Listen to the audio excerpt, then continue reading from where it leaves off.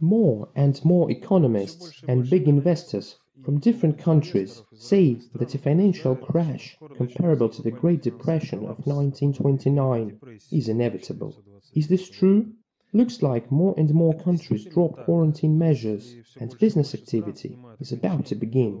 Or is it the beginning of the last stage of the collapse of dollar and gold further down the road, as you said in 2013? Will Bitcoin, which was tested by the global elite, take their place, or will it be something else? I'm disappointed by those experts who heard the song but got it wrong. To be honest, from the conception of social safety point of view, the first chapters of an analytical report should have already been written back in the beginning of April, because all the subjects and targets of the governance maneuver called global pandemic of COVID-19 were crystal clear by the beginning of April. An analytical note could have been done by then. Unfortunately, the Foundation has no additional resources. We have just finished fundamental theoretical works such as war, state, Bolshevism, and continue to work on some other projects. Coronavirus pandemic has been covered by our question-answer sessions. By the way, Q&A is a weekly broadcast that requires a certain amount of work too. So, what is it all about? Today, all historically established and some engineered states, read the book State, must have a minimum of competencies in the production industry within a domestic economic complex to ensure state functioning in autonomous mode.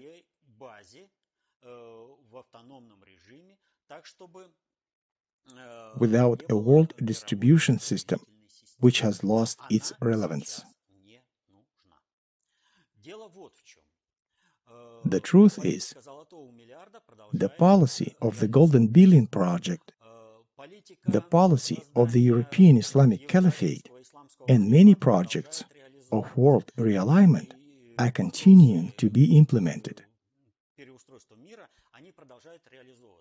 But what must be done for these processes to go any further?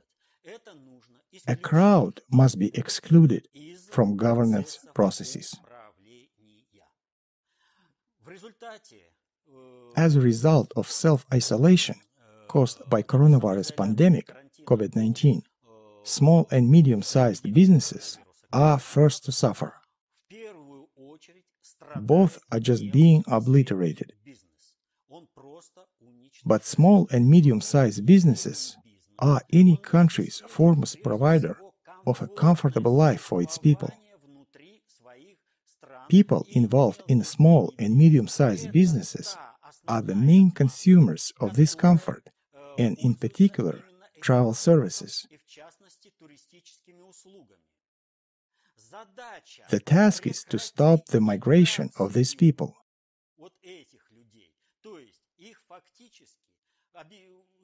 Accordingly, as a result of self-isolation, these people suffered such losses that even if they would want to travel to Thailand, to Turkey, they wouldn't be able to provide enough travelers to support the tourist business of certain countries.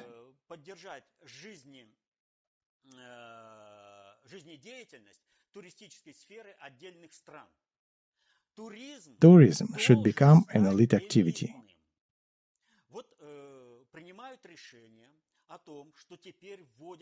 New rules of aviation travel are being adopted. Within a 3-seat setup, a middle seat must be unoccupied.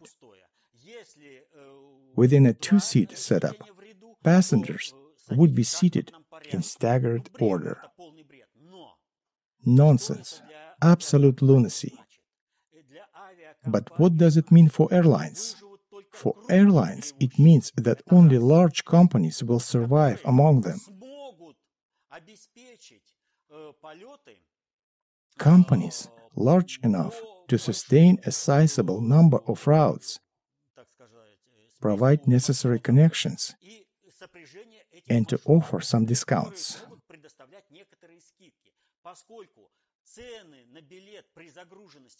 A half or even a third plane occupancy means that flights are getting inaccessible for the absolute majority of the population. Thus, migration stops only for large flows of people.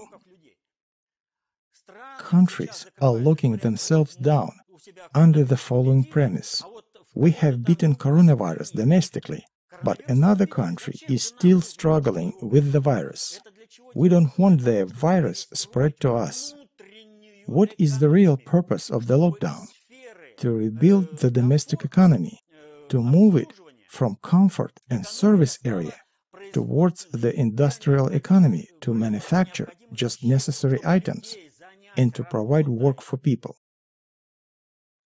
Because the option of a free lifestyle, borderless world concept, is no longer serving the interests of the global predictor at the stage of reformatting the whole world. So the world must be segmented. Then tiny states won't be able to compete with a single center of governance concentration. There will be no need to establish military bases everywhere. No need in all these carrier strike groups. Although China is building a third aircraft carrier already. All social processes have a certain lag and are spread in time, even though everything is happening quickly nowadays, and life on the planet Earth is changing too fast. So both historically established and engineered states must shrink to their present borders and have their economy restructured. Mass migration must be stopped to achieve that. Regarding world economic stabilization, on the backdrop of shutting down industries, derivatives significantly lost their values, and the inflationary bubble greatly lost its pressure. We are talking trillions here. But those who are really in the picture try not to spread this information.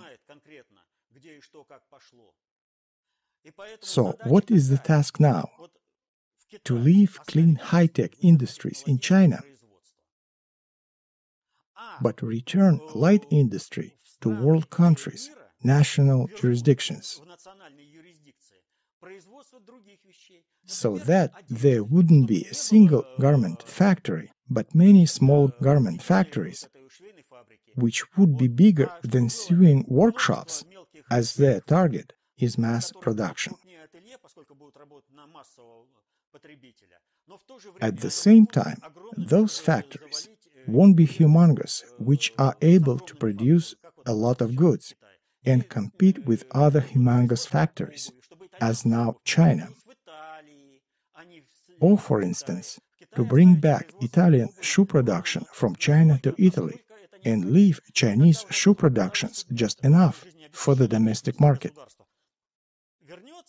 Only the consumer sector of state life support will return. As to the key industrial sectors, and any historically established national state critically needs high-tech industry products, weapons, for example. It will be allowed, as usual, only to certain countries. Being disallowed to produce weapons or other high-tech products, any national or engineered state will be expelled from becoming a factor of global governance.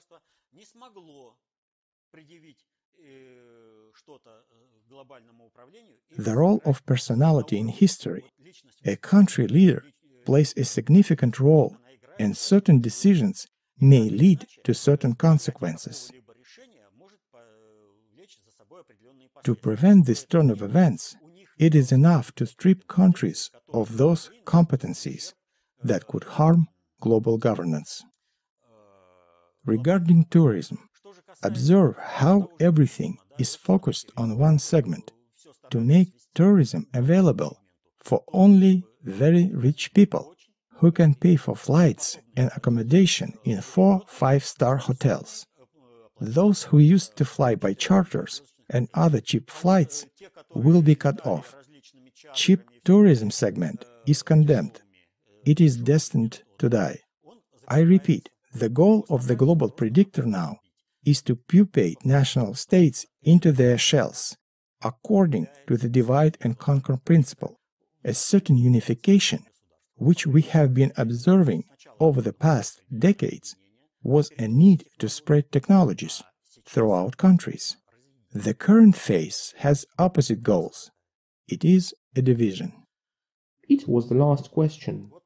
All these processes that we discussed today are easily recognizable if one possesses knowledge of the conception of social safety, sufficiently general theory of governance. In fact, state functioning, modes of warfare, both conventional warfare and such maneuver as the coronavirus, and the basis of restoration of Russia, both as a national state and a unique civilization, all of it we have presented in 3 books: State, War, and Bolshevism. Read them. Read books by the internal predictor of the USSR. Become conceptually powerful. I wish you peaceful skies over your heads, happiness. Until next time.